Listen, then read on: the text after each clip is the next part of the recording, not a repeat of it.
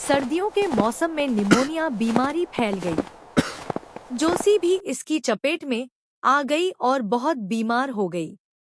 Doctor ने सू को बताया कि जोसी के ठीक होने की उम्मीद कम है क्योंकि उसने जीने की चाहत छोड़ दी है। जोसी अपने बिस्तर पर लेटी खिड़की के बाहर ईंट की दीवार पर चढ़ी एक पुरानी आइवी की बेल को देखती रहती थी।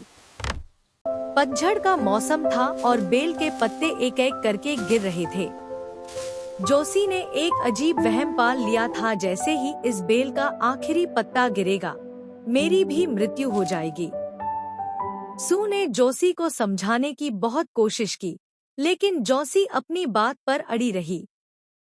परेशान होकर सू नीचे रहने वाले बूढ़े बहरमन के पास गई और उसे जोसी की हालत और उसके अजीब वहम के बारे में बताया।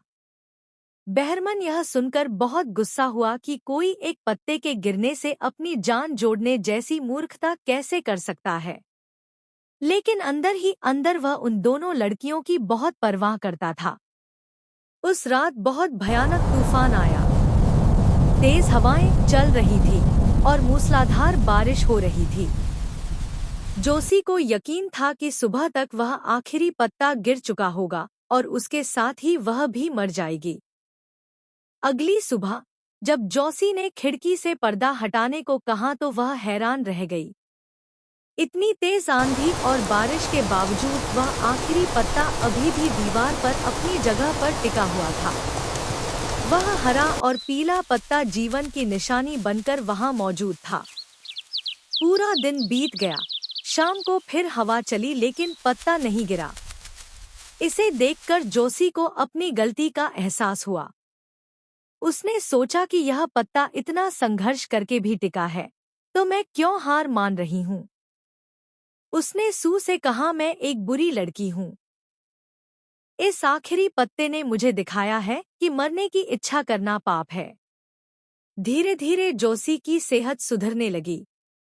जब जोसी खतरे से बाहर आ गई तो सू ने उसे एक कड़वी सच्चाई बताई। उसने बताया कि बूढ़े बहरमन की निमोनिया से मृत्यु हो गई है।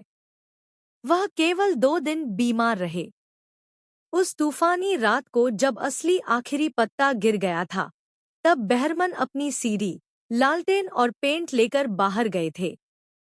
उन्होंने दीवार पर वह पत्ता पेंट किया था ताकि तुम्हें उम्मीद मिल सके। वह पत्ता जो कभी नहीं हिला और नहीं गिरा, वह असली नहीं था। वह बहरमन का मास्टरपीस था, जिसे उन्होंने अपनी जान देकर बनाया था।